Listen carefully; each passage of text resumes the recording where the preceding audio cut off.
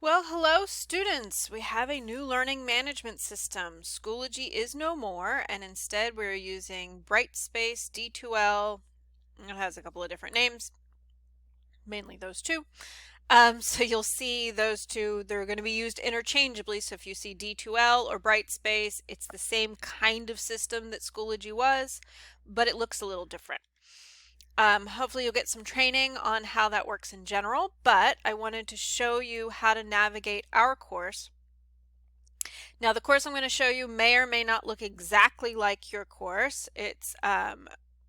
But I've set up the introductory sociology courses basically the same way. So you'll be able to find things in the same places, even if you don't have the exact same assignments in the exact same modules. First, when you log in, this is likely what you're going to see when you log into D2L. If you want to look at what courses you have, you click on this little waffle pattern. And there's all the courses that I have been added to. You just need to find your course. So like if you are taking introductory sociology, you just need to find introductory sociology. Now I have a bazillion introductory sociologies. You will not. You will have one. So we're going to take this one right here. You click on the course you want, and that'll take you to the course.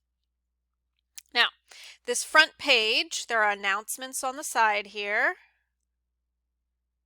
as well as content here. If you scroll down a little bit, you see the calendar, so it tells you what's due and when. And then you have a teacher profile widget. Now we're still working through getting these changed. This one is for me. Your instructor hopefully will have a different one, and then you will have some introduction to your instructor. Scrolling back up, the best place to go to when you get into your class overall is to just go to content. Now on the side here is the table of contents. So this shows you all the content in the course. Now you won't see this. This means that it's hidden from you. So you just wouldn't see this piece at all. If it's not hidden, then you'll see it. If it's hidden, then you won't see it. As the instructor, I need to know if it's hidden or not. That's why I see the little I. So you're going to start here where it says start here. And this is what's in the folder. So course syllabus, course tour, which is what you're looking at now, purpose and structure of the course, ebook information, instructor information, all of that good stuff. But this is just telling you what's in the course. You have to scroll down to actually see those things. So for example, the course syllabus, if you click on it, then it gives you a web page that shows you the entire course syllabus that you need to read through to make sure that you know what is in the course and what to expect from the course. If you want to go back, you can click here. You can click on the table of contents to go all the way back. You can click on content if you want to go back. I'm going to click here to the start here, read first, and that's just going to take me back one page. Course tour, that's what you're looking at now. All of this information is here. Now, this one, the e-text information, this gives you information about the course ebook, but it doesn't actually give you access to it. Okay? If you want access to the course ebook, and you will want access to the course ebook because you've already paid for this textbook, all you need to do is go back to table of contents. Now the table of contents is going to show you everything in the course. Like I said, it's also in a shorter form listed on the side here. The second thing down from the start here, read first, is the course ebook. So you just click on course ebook, and then you click on this link.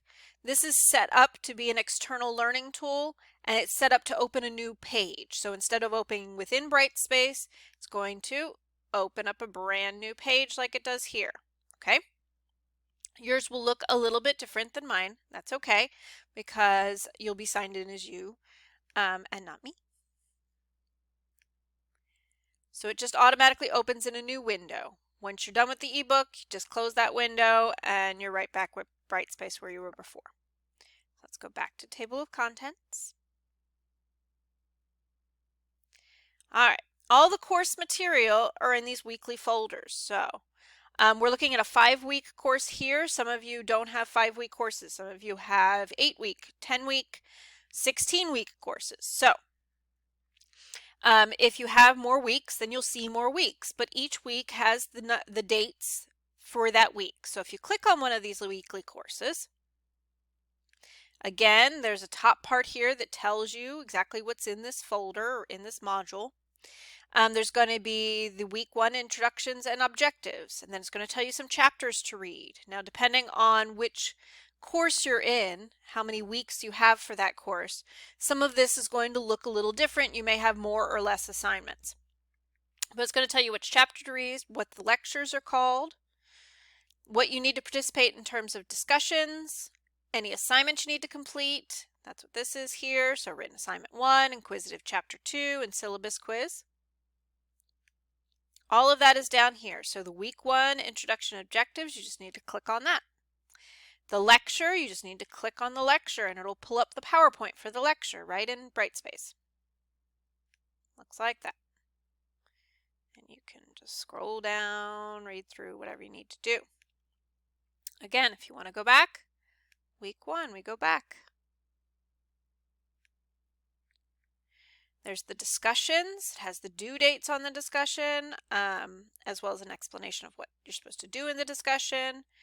There's assignments. It has all of those. Now the written assignments, if you click on one of the written assignments, not only does it have the instructions for the assignment, but it also has attachments. So it says to read the article, Most People Are Not Weird by Heinrich and colleagues. That article is right here, Heinrich. Most people are not weird. It also says to make sure you also read the written assignment 1 student rubric. That is attached here. So you have to go into the assignment to see those attachments, but those attachments are very important. Going back to week 1. So if we scroll down further, in this case you have an inquisitive assignment. So when you get to the inquisitive assignments, some of the instructors may have them going directly into the gradebook, some may not. But for you, all of the inquisitive assignments go through the course ebook. So when you go to the course ebook, you're going to click on that link for the textbook, and one of the tiles that you'll see right as you click on that textbook is going to say inquisitive. That's where you do your inquisitive assignments. All the weekly folders are here. They're all set up the same way. Then you have a final project in this class, which is an infographic. There's lots of information in this final project. So long information, as well as some examples in that folder. And then there's lots of resources here: online essentials, academic and course resources, and tutoring services. Each of these modules has information for you to click. So these are the 2 tutoring resources: tutor.com and NAC Online Tutoring.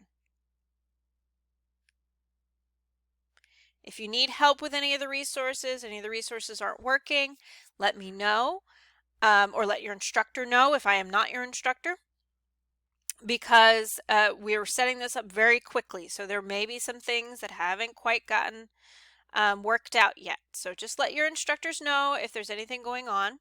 Some other things to pay attention to: we've got the course schedule up here. So if you click on the course schedule, let's look at the full schedule.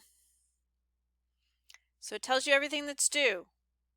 So all of that's due May 30th for this class. You're going to have different due dates. Depending on how many weeks your class is and when your class actually starts, you'll have different due dates. Just follow the due dates that are in your D2L page. And then if you want to go back to the course home, you just click course home. And again, that's where announcements are. There's also a shortened version of the calendar here, so you could see May 30th. All of these are due on May 30th for this class. Your class, again, will have different due dates. All of that will be set up for your class. Okay.